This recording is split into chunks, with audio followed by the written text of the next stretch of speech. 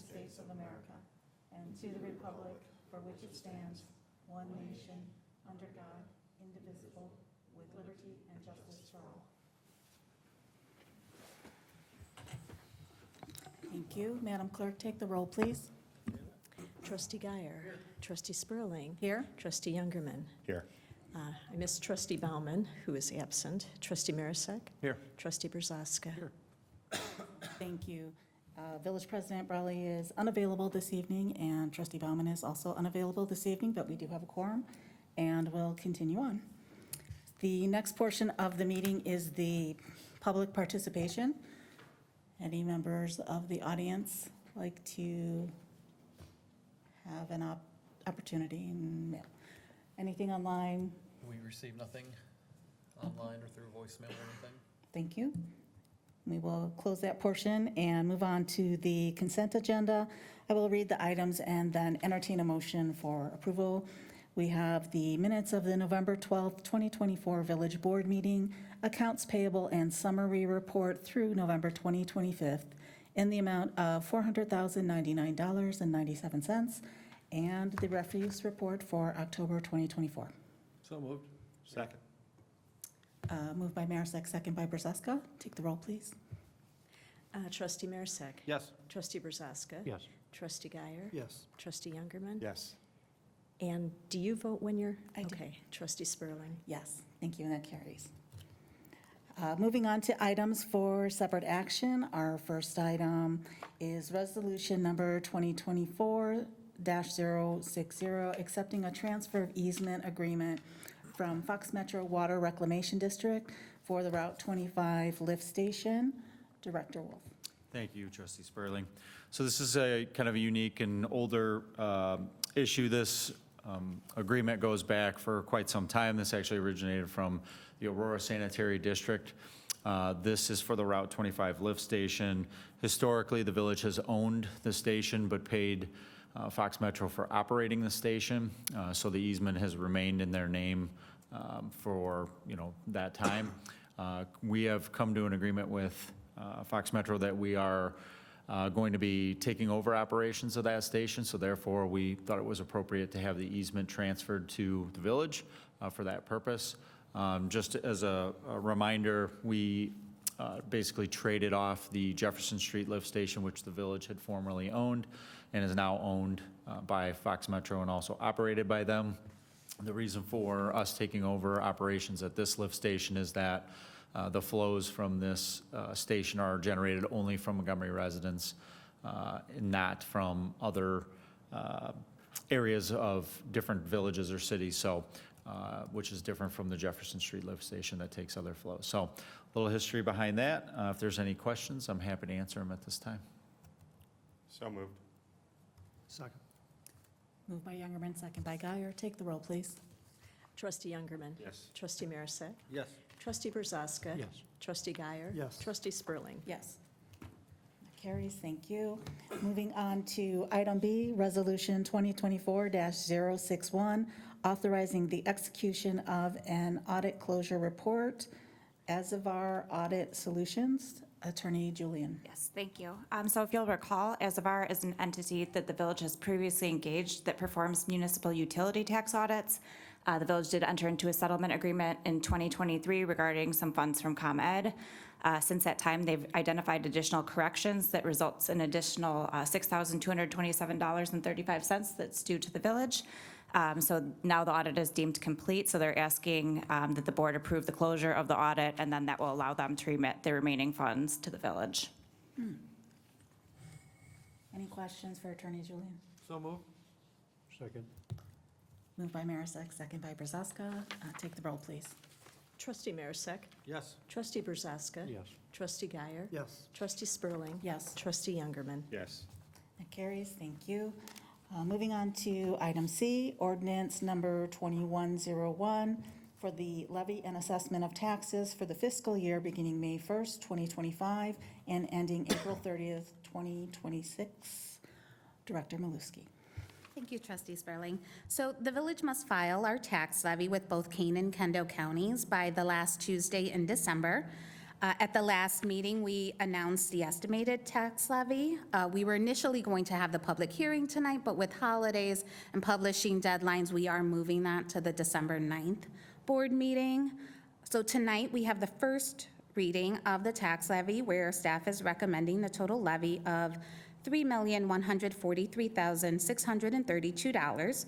This includes the general levy of $2,750,000 and SSA levies totaling $393,632. So tonight, we're looking for direction for changes to be included with the second reading so that we can have passage by that December 9th meeting, so we can meet that filing deadline with both counties.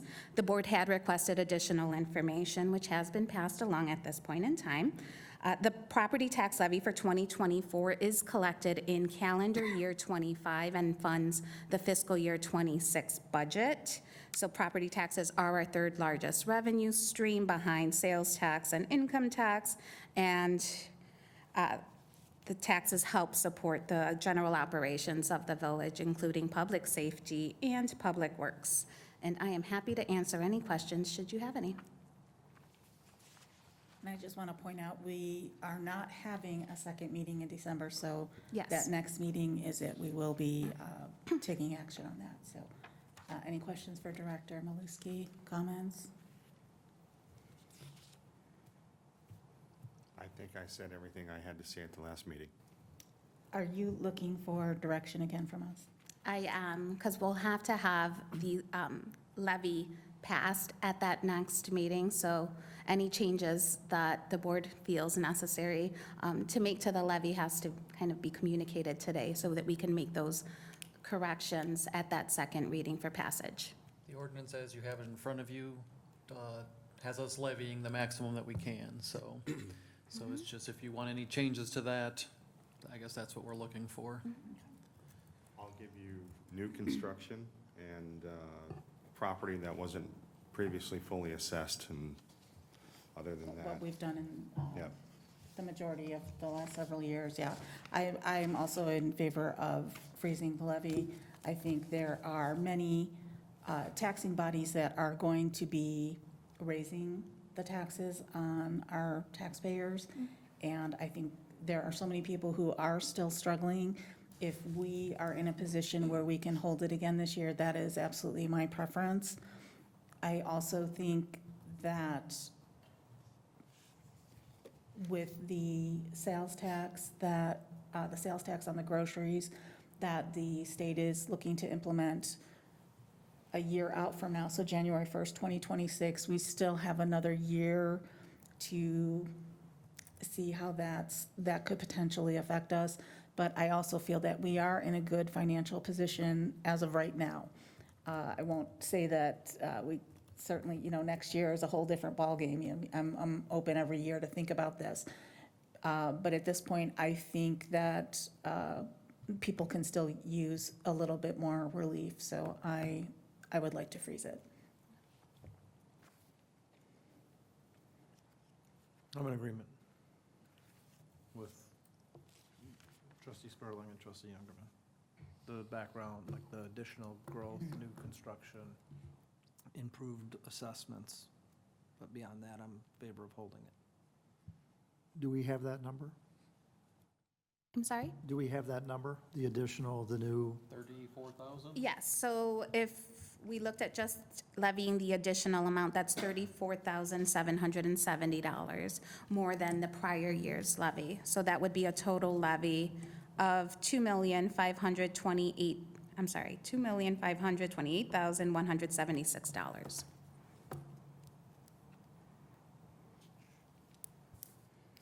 So if we went with the 2.75, what type of an increase would that be?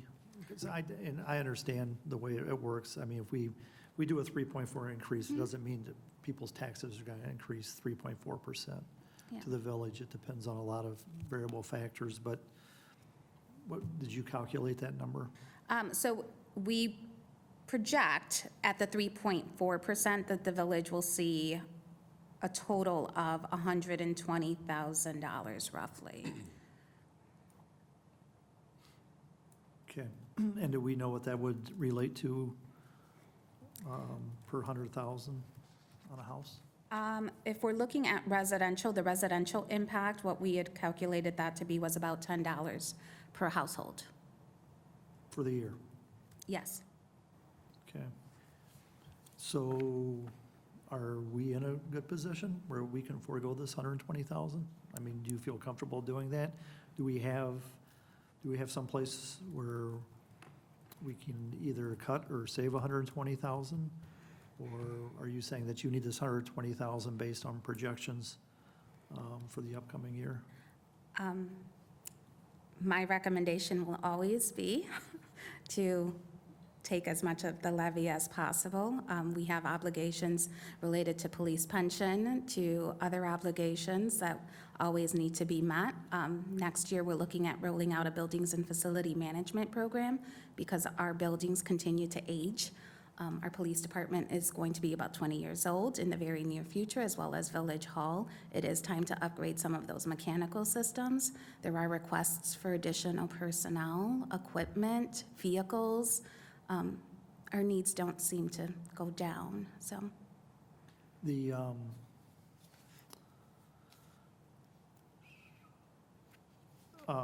property tax rebate, it was at $50, we increased that to 75, correct? Right, the original program was $45, and we Okay. have increased it, I believe, 2 years ago to $75 at this $75. point. Okay. So we increased that $30 then. And so this would be a $10 increase. And I don't want to raise taxes either, but I don't want to be in a position where financially, we're sitting here as a board trying to figure out what we're going to cut. And I tell you, it won't be patrol officers, and it won't be maintenance workers, because those positions directly service the residents, right? You know, $10 a year, you know, we've increased our rebate.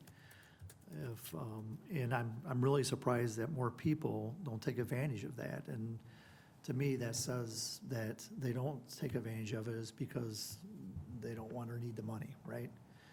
You know, we've looked at the statistics on it, and it's been kind of somewhat flat as far as how many people have taken advantage of it. But we have rebated almost $1 million in property taxes to the residents. And we've not levied $2 million, so it's $3 million over the last 11 years that we've given back.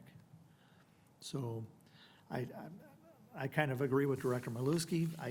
I would be of the opinion that we levy and then we have it if we're getting in a bad situation, if something, God forbid, you know, happens. But we can always rebate that money back.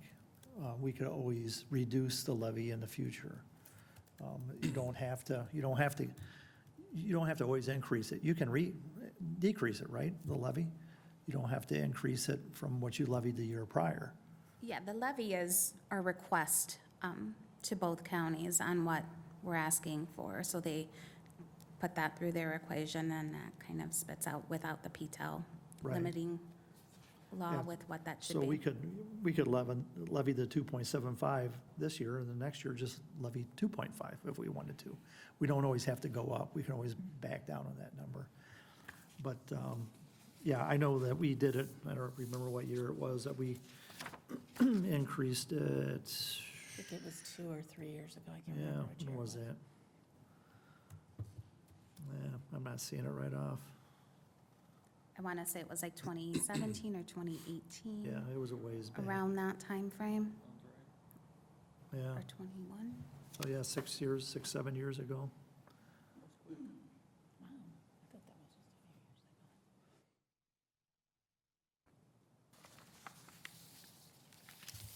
years ago. Anything else, Dan? Nope, that's it. Ben? So I'll add my 2 cents. Yeah. So I'm okay with the 3.4 PTEL at only $10 a household.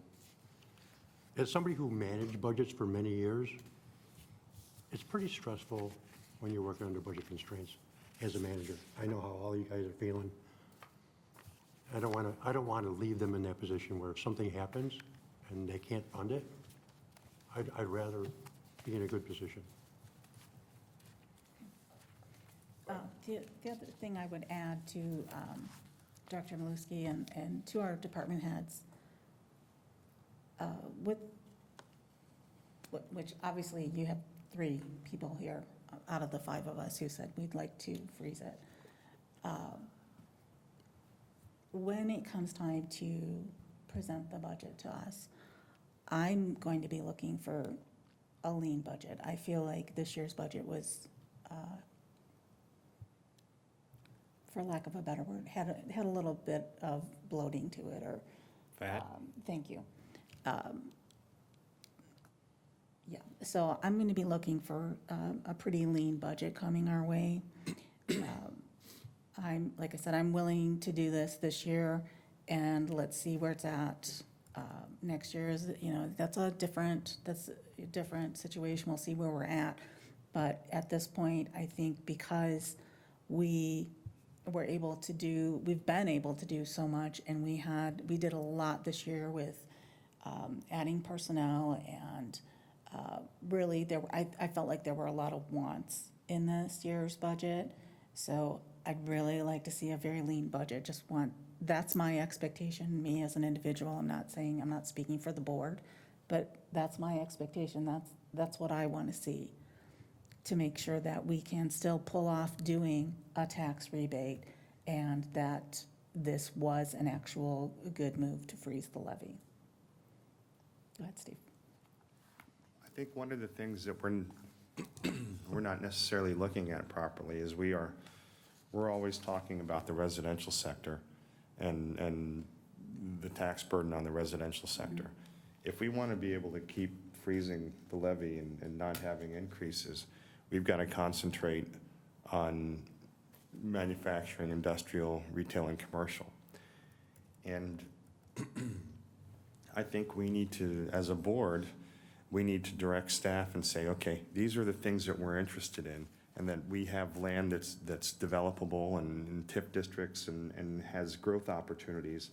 You need to push those things, and we need to get those developed, because that helps us keep the residential sector taxes where they are. And quite honestly, I see Yorkville expanding, I see Oswego expanding, I see Sugar Grove has got a potential huge development coming at 88 and those areas, but I don't really see it happening in Montgomery. And not the way that it should be. I think my opinion as a village board member is we need to begin to annex land within our boundary line agreements and start to market that. We need to start working on, we've done comprehensive plans.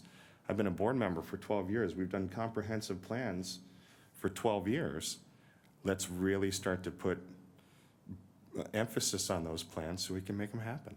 That's how we keep the tax burden off the residential side.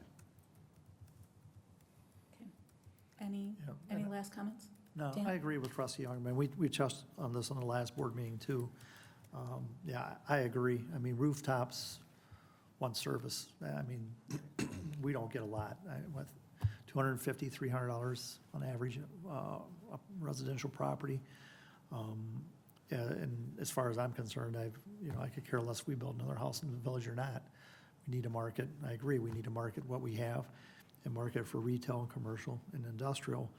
But we do have a unique situation, and I've often wondered about this, is we're split between 2 counties. So if something develops in Kane County, does that offset the tax burden on the people in Kendall County? So when you request a levy, how do you request this? So let's just say, I'll throw in $1 million. Let's say you do $1 million levy. How much of that comes from Kane County? How much does it come from Kendall County? How is that determined? And does the development in one county reduce the taxes for somebody in a different county? It could. So we levy the same amount at both counties, and then they figure out what's overlapping between us, and then work on how we get that total levy dollar into Montgomery. So a development in Kane County could impact that. Okay. So Kane, so we would just tell them, we want this 2.75, and Kane and Kendall figure it out, and they figure out the split? EAV that's in, Yeah, within Well, the what percentage respective they are. counties. so how much Gotcha. are EAVs in each county? Yeah, Okay. they have, in the reports, they show us what our overlapping EAV is for the community. Okay. Okay, yeah, because I'm also concerned about, retail. I was in Advance Auto the other day, and, they shared with me that they're closing shop in January. Walgreens has been all over the news, how many, we have 3 Walgreens in the village, so, chances are pretty high, I hope not, but that we may lose one of them. I just,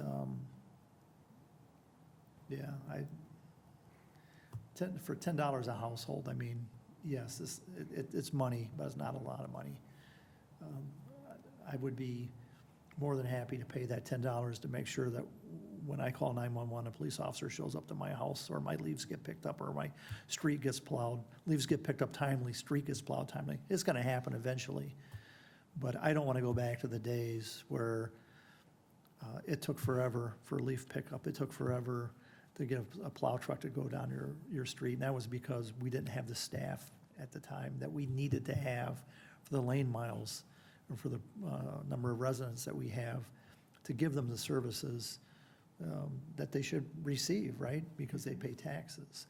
I don't want to ever go back. I mean, the police department was the same way too, when we didn't have the number of officers we needed. I mean, it was very stressful, for the village and for the officers.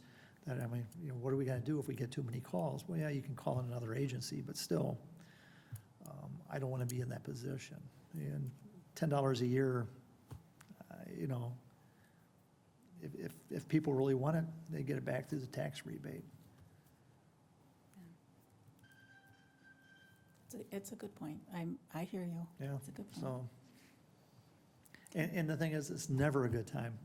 Trustee Youngman said that last morning. This was not a good time to raise taxes. This is never a good Absolutely. time to raise taxes, right? I don't care, 5 years ago, right? When the interest rates were 0, money was damn near free, right? The economy was chugging along great, and we didn't raise taxes then either. So it's never a good time, but sometimes it's necessary to do it, just to make sure that we can continue to operate the village and give the residents the services that they want and deserve. And the services they've become accustomed to as well. Right, Yeah, exactly, you're right. yeah. Yeah, and I don't want to, fall back from that either. I like reading in the paper that we have the best streets around after a snowfall. Yeah. Okay, that's it, Okay. I'm done. Anyone else? Do you have your direction, Director Woloski? I do. Okay, thank you. Oh, gosh, where are we? No items for discussion, any new or unfinished? I don't remember which way. I'm going to go to Dan. I do, well, since we're talking about public works, we just go on. So this is the first year that we've had the 2 one-man leaf vacs. I'm just curious, Director Wolf, how did it go this year? I know we're on the last week, we still got a few days, but how did those trucks work out, and how did it work out as far as manpower and staffing? And It's worked out great. One of the major aspects for us with the single-man units was the ability to run the truck longer, especially as now we get later into the year with, getting darker sooner. The old 2-man system, we had to shut down around 4:30, 5 o'clock.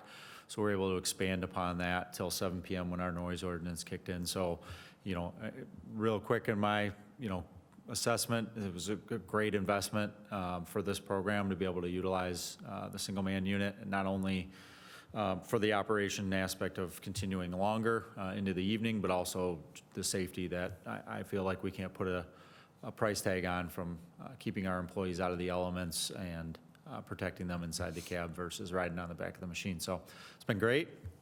This is our last week. I know it's difficult this week with Thanksgiving being a little bit later. Usually we get the additional week after, before December 1st, but this is it. We've done a great job. I couldn't even tell you how many cycles through town we've had. We have had an abundance of leaves picked up. It started out great, obviously weather dependent, so thankful for that they started falling early. It gives residents an opportunity to get those raked out, makes it a little bit easier for us than having them all at once. But yeah, both the trucks have been great, ran great, really minimal issues with breakdowns or downtime, so it's been a good year. Perfect. Anything else? No, that's it. Steve? Doug? I have beautification committee. We have our holiday judging on December 11th, which is early this year. So if anybody's available, I'm putting together a list of volunteers who are willing to help. This is the judging? Yes. Yeah, the normal group, yeah. I think we've got a little, like a 12 or 14 person bus that they're talking about going around in now. So it might be Morgan and 10 of her friends, I don't know. The Youngerman trolley? Huh? The Youngerman trolley? No, this is the Morgan trolley. Party bus. Well, she's a Youngerman. So this is also open to anybody else who has not helped in the past. Okay. Just saying. And anything else from Ben? That's it. Thank you. Doug, did you? I do have the Marion Bright tree lighting on December 8th, so I know the press release went out, and we just discussed it, but it's a good time to mention it to the public, that staff has done a great job of elevating that event from what it once was, and we very thankful for the sponsorships and the partnership with the chamber for that. So again, thank you to Rosie and Christina for all their hard work putting it together, and Public Works for decorating downtown, and the fire department for helping with the event. So looking forward to that. Back to the Christmas judging, I do potentially need a navigator. Jed Spears went with me last time, and he said he'd never do it again, because it was, it was judging and a lot of Taylor Swift, and he would never do that again. So I'm looking for a navigator. Okay. Let's see, that's the end of that portion of the meeting. Moving on to our future meeting schedule, I just wanted to point out, we do have just the one village board meeting in December, and just a reminder to my fellow trustees, we are going to be discussing the strategic plan that evening, as well as that item in the executive session. So please make sure you complete those items and that we are ready to go on December 9th. We have no executive session this evening, and I just want to wish everyone a happy and safe Thanksgiving. Hopefully you get to be around some loved ones, so just want to say, give them a hug and tell them how you feel about them. With that, I will entertain a motion for adjournment. So moved. Moved by Youngerman, second by Brzeska. Take the roll, please. Trustee Youngerman. Yes. Trustee Marisak. Yes. Trustee Brzeska. Yes. Trustee Guyer. Yes. Trustee Spurling. Yes, we are adjourned. Thank you.